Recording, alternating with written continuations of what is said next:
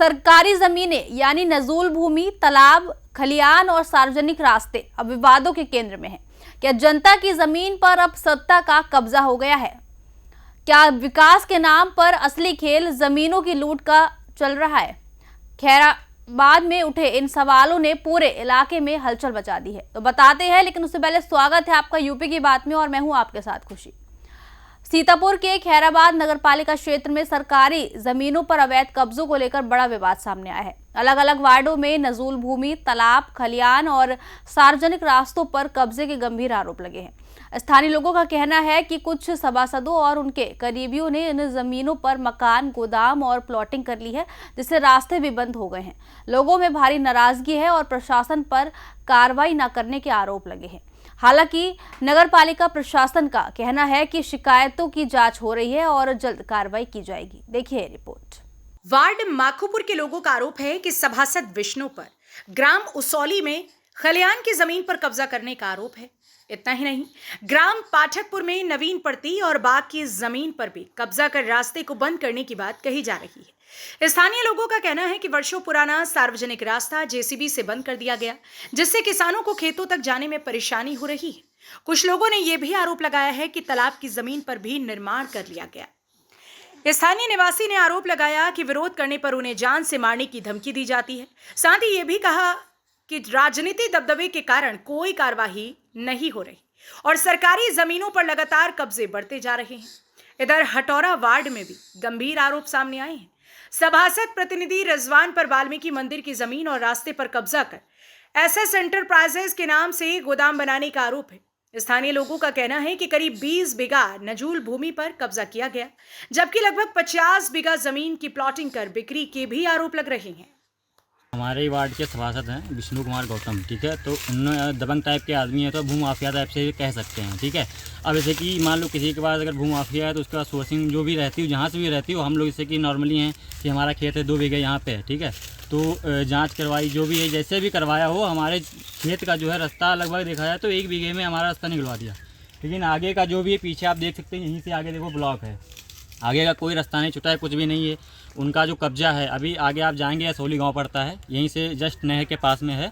वहाँ पे अगर मान लो उनका थोड़ा बहुत भी हो, हमें तो खैर नहीं पता कितना है, लेकिन वहाँ पे कब्जा ज़्यादा है। अगर वहाँ पे आप जाएंगे, मोरंग मिट्टी जो भी दुकानें बनी हुई हैं अवैध तरीके से, रोड वे मतलब पूरा मिलेगा आपको। और यहाँ पे जैसे कि एक जस्ट रविदास पार्क है यहाँ पे माखोपुर में ही, होलिका दहन वहाँ पे होती थी। वहाँ पे आप देखेंगे, जाएंगे तो मिट्टी पटवा के वहाँ पे गिट्टी डलवा दिए, अपना ट्राली ट्रैक्टर जो भी ए टू जेड, मतलब उनकी जो भी कम्युनिटी से स्ट्रांग है, तो अपना पावर दिखा के जो भी है अपना कब्जा की। दिक्कत यही है भैया कि बताओ, इतना जगह सब गाँव से परे हैं रिजवान, पूरा परिवार इनका इधर से यहाँ से हुआ तक। काहे की जगह है ये मंदिर वाल्मीकि भगवान की। कितने वर्षों से कब्जा है यहाँ? ये कम से कम 30 साल से कम में है। कोई प्रशासनिक टीम आई यहाँ? आई, मगर कोई नहीं सुना। आ रही है। दिक्कत क्या है कि रिजवान, निसार अहमद और रिजवान दोनों लोग मिलके मंदिर की ज़मीन का तो छोड़िए, सब पूरे बटोरे ज़मीन बेच लिए। ये महर्षि वाल्मीकि मंदिर की ज़मीन भी उसको भी कब्जा कर रखा। ये हमरे बाप रामस्वरूप करीब 75 से ये कब्जा चल रहा है। इन लोगों का हमारे पास कागज़ रखे हुए हैं। जीर्णोद्धार के लिए पैसा आया है, लेकिन क्या बताया जाए, ये लोग बाहुबली होने के कारण सब कार्य। प्रोजेक्ट टाइम में जो सभासद है यहाँ के माखोपुर वार्ड नंबर 1 के विष्णु गौतम, उन्होंने उनका खेत 1 बीघा है और उन्होंने जोत रखा है 3-4 बीघे है। हमारी बाग और अन्य आदमियों का रास्ता भी उन्होंने ब्लॉक कर दिया है। आगे भी रास्ता नहीं इनके बाग के आगे, और ये रास्ता हमारे बाग के में जो है ज़बरदस्ती जो है जेसीबी लगा के आप देख भी सकते हैं।